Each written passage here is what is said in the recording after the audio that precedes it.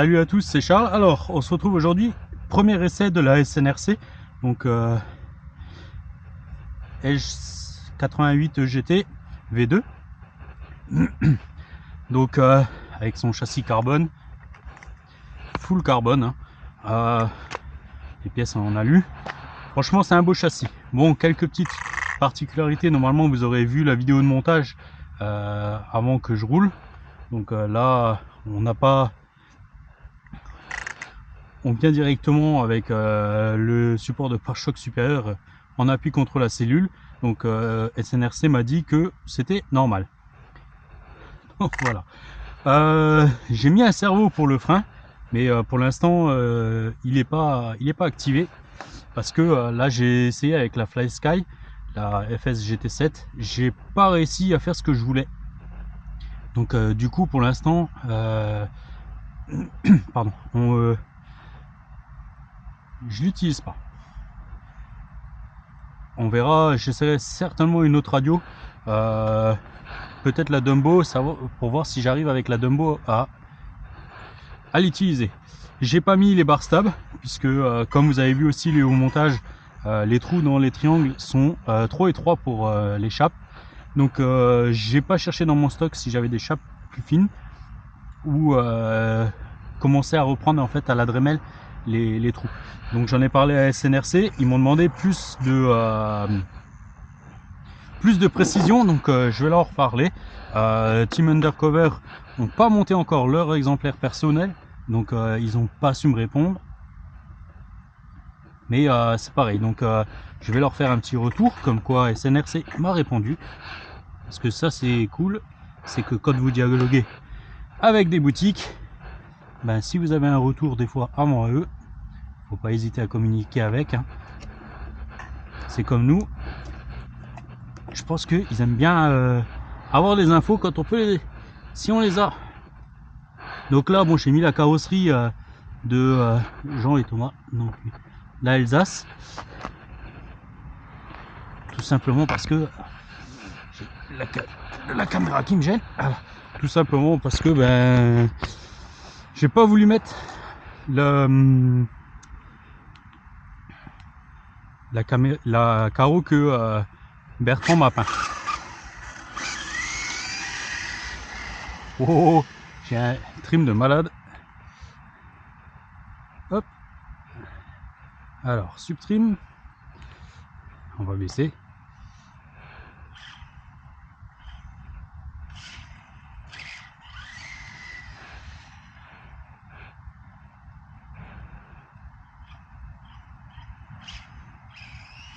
Ça a l'air de filer à peu près droit. Alors, pour l'instant, j'ai strictement rien réglé dessus. C'est 100% sorti du carton. J'ai monté les trains sur le châssis, j'ai mis mon électro et basta.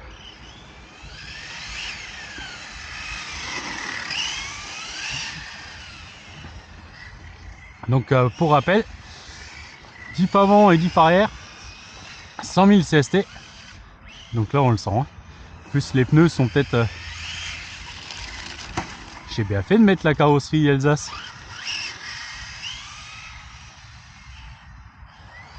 Donc les pneus je crois c'est des softs, c'est même pas des super softs. Donc là va falloir qu'ils chauffent un petit peu. Donc je suis en 4S. ESC XC technologie, moteur Surpass Rocket V2 à capteur avec carter ouvert pour le refroidissement. Donc là à chaque fois je suis venu la dernière fois avec la X01 et j'avais le même problème, hein.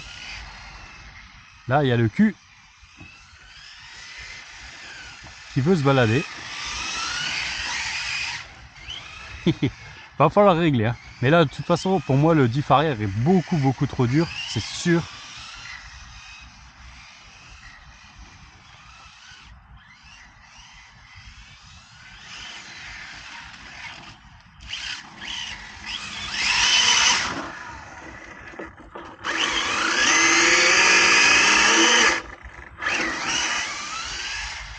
Alors, j'ai chauffé un peu les pneus, méthode barbare.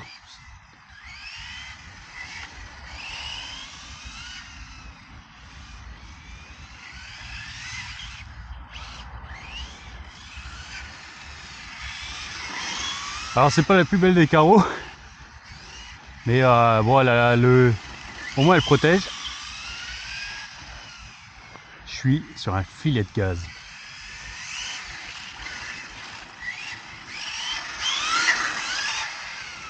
Alors cette semaine, je suis pas sûr de pouvoir encore faire d'autres roulages, mais si j'arrive,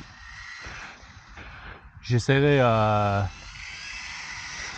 de faire d'autres roulages et je mettrai ma carreau de Porsche dessus.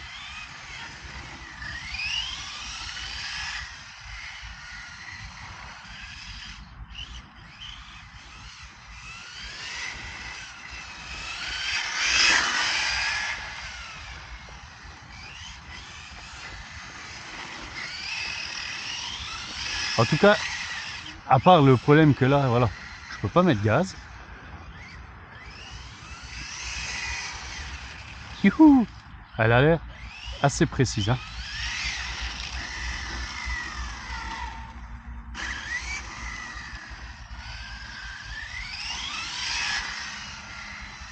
J'ai déjà frotté l'hexagone arrière gauche.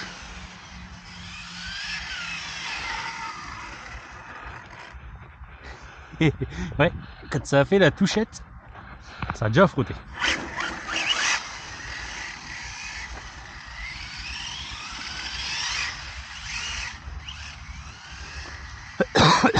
Punaise. Bah alors.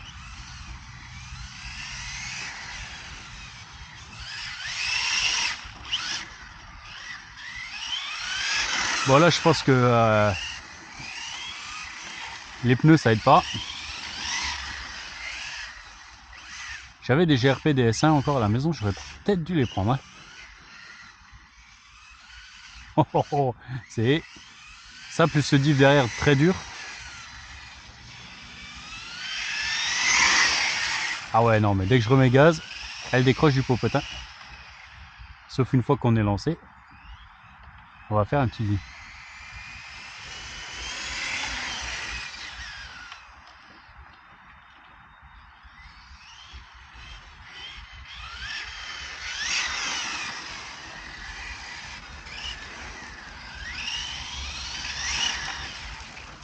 Ouhou, attrapage.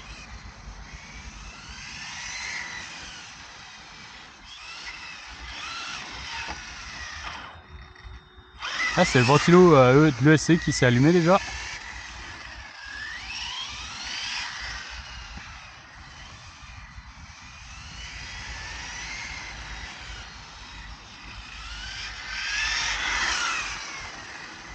Elle est relativement douce. Mais bon, on va mettre tout ce qui est aérodynamique parce que je l'avais vu avec la Corvette, hein. L'aileron derrière est super important en fait.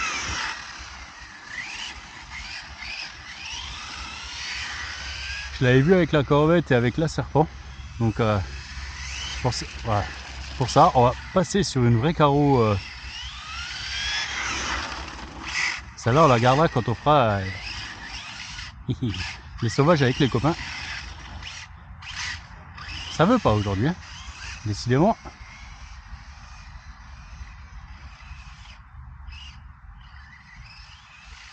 Ah oui, non, mais là, c'est abusé.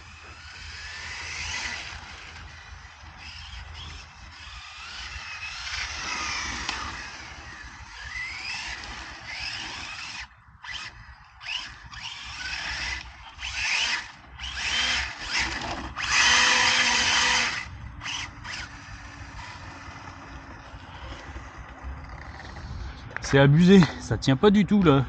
Qu'est-ce qui t'arrive?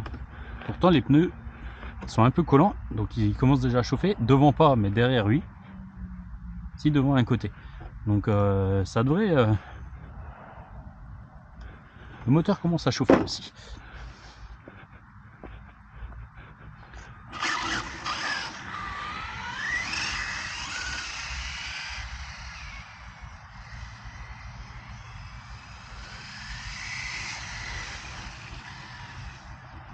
Oh là c'est vraiment dur, hein.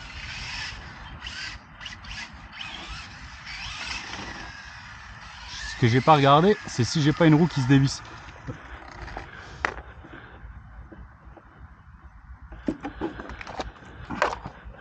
Ce qui pourrait...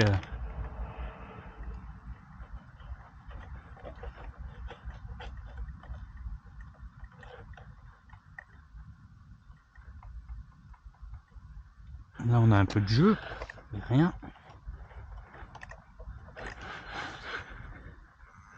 Là les roues sont bien en place. Bizarre.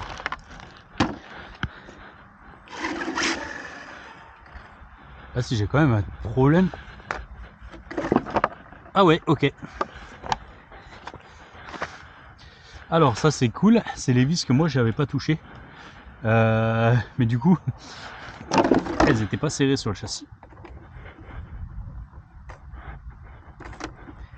Hop.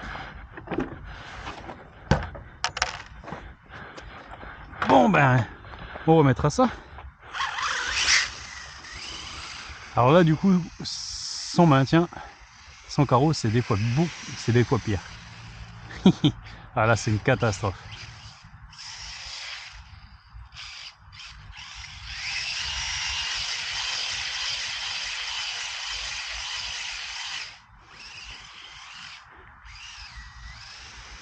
Ça va pas. Ah ça va vraiment pas.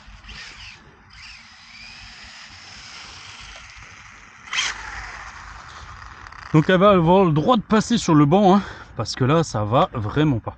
Et pourtant, voilà, les pneus ils collent. Hein. Là-dessus, il n'y a pas à chier, mais du coup qu'on n'ait pas d'appui derrière, ça aide pas. Et en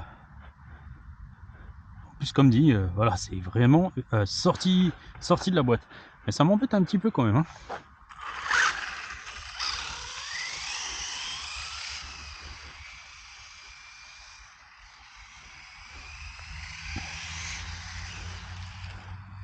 Ah ouais, non, moins au freinage. Alors, ce qui est bien aussi sur ce châssis, c'est que là, le diff central est bloqué. Il n'y a pas de pignon satellite dedans, il n'y a rien. Mais il y a juste en fait une partie à enlever pour pouvoir récupérer l'ensemble. Récupérer un diff central. J'ai pas regardé le prix des pièces, il faudra que je regarde, mais... Alors, je vais juste voir un truc.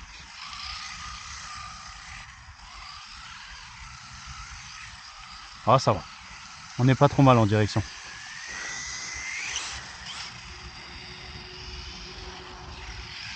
Mais c'est ouf, hein. Ouais, c'est vraiment impressionnant comment ça tient pas.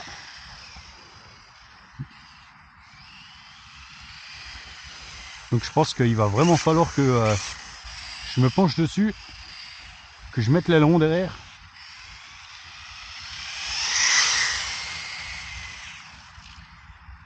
Ah ouais, parce que là, catastrophe. Ah donc là on est le lundi 10. Ah ouais, ça pousse du popotin, mais c'est impressionnant. Là je l'ai vu en live. Donc on est le lundi 10, donc je disais, donc je vais essayer de régler tout ça. Donc on va déjà commencer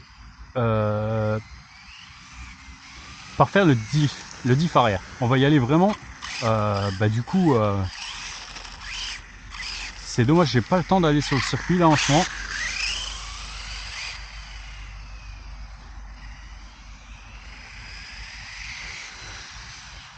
Ah ouais, non mais c'est ouf. Donc on va faire ça. Je vais faire ça, je vais commencer par faire le diff arrière. Je m'en doutais. Je vais faire les bar stabs, je vais pas toucher au train roulant. Tout simplement pourquoi? Vraiment pour voir chaque évolution, ce que ça va faire. Parce que là, du coup, ouais, là c'est vraiment pas terrible. Hein. Donc je vais commencer par faire ça, le diff arrière. Ouais, comme ça va encore à la main, mais je suis en soft et en soft. Donc on va commencer le diff arrière. Je vais quand même essayer de mettre les barres stables aussi, du coup, et puis regarder si on peut faire quelque chose de mieux, mais on va y aller au fur et à mesure parce que les trains comme ça m'ont pas l'air super dégueu, le réglage. Donc ça a l'air pas trop mal sorti de la boîte, c'est ça qui est sympa. Donc pour ça que je veux vraiment y aller au fur et à mesure. Hop. Donc d'abord faire le train arrière, on fera ça ensemble. Une petite vidéo tranquille. Mais voilà. Moi j'ai le cerveau qui fait un peu de bruit.